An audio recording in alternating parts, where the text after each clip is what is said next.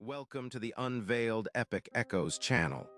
Today, we're diving deep into an unexplored historical mystery. In the quiet spine of the Appalachian foothills, where the trees grow old enough to remember names and the creeks murmur to themselves like careful witnesses, there once stood a town called Briar Hollow, a place so unremarkable on most maps that even in 1974 it barely earned a dot.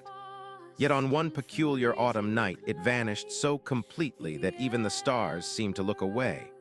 And the story of that disappearance was folded into whispers, half-remembered dreams. And a single yellowed notebook kept hidden in a courthouse basement for nearly 50 years. The notebook belonging to Pike, the town's night librarian, a woman with a habit of listening closely to silences, and a belief that history breathed even when people pretended it did not. Briar Hollow had been built where an old trading trail curved like a question mark, a path once walked by native tribes long before fences or deeds. And beneath the town lay something older still, an arrangement of stones set in a spiral pattern that archaeologists never officially recorded. Because some discoveries, when they threaten the neatness of time, are easier to forget than explain. Knew about the stones because her grandfather had shown them to her when she was a child, lowering his voice as if the earth itself might overhear, telling her that the spiral was a door, not for bodies but for moments, and that once every few generations the door listened if the town spoke the right language, which in 1974 arrived not as words, but as a convergence of grief, hope, and unfinished business carried quietly by the people who lived there.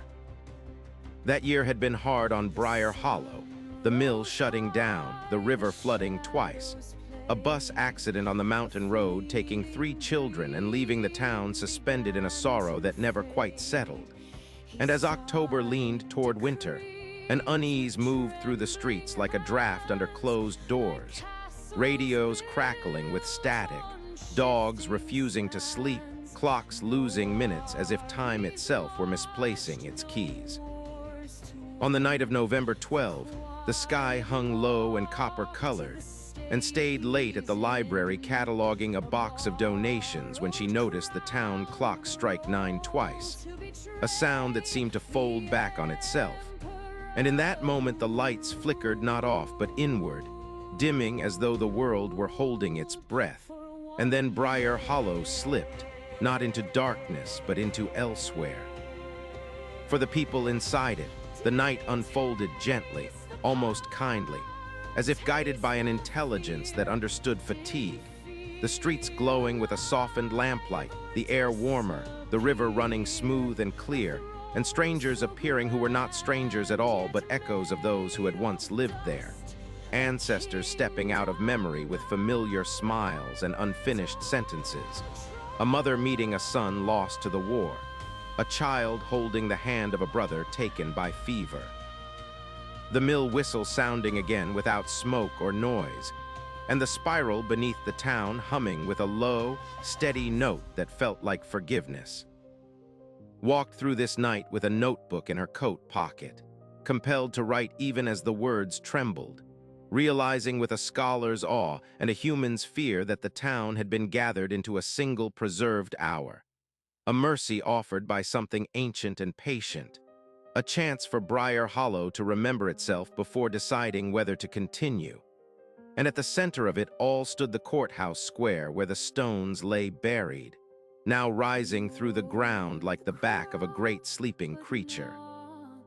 Their spiral catching the lamplight, their surface etched with symbols that matched those in an old journal had once found misfiled among tax records. A journal from 1811 describing a night when the town's founders bargained for survival during a winter that should have killed them all. Outside Briar Hollow, the world noticed absence rather than magic, the highway passing through empty space, radios going silent, a state trooper stopping in confusion where the gas station should have been, headlights illuminating nothing but trees, and by morning newspapers would carry a small, baffled headline about a power outage and a town unreachable by phone. Yet inside the vanished hours, decisions were being made without votes or speeches.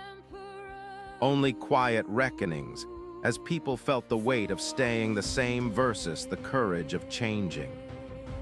The climax came not with thunder, but with choice, when the spiral's hum deepened and the echoes began to fade, and understood that Briar Hollow could return exactly as it was, burdened and brittle, or it could let go of certain pains, allowing the town to re-emerge altered in ways that would never make the history books but would shape the lives of those who remained.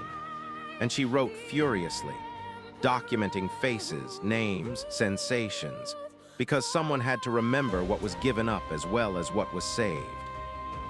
When the final note of the spiral softened, the stones sank back into the earth. The lamplight sharpened into ordinary bulbs, and the air cooled. And with a sound like a deep exhale, Briar Hollow returned to its place on the map just before dawn, the town clock correcting itself with a single, decisive chime.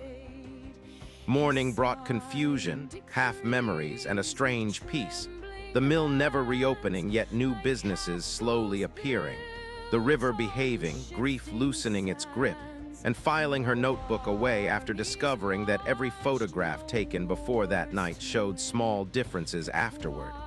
A storefront sign changed, a scar missing, a child now born who had once only been hoped for.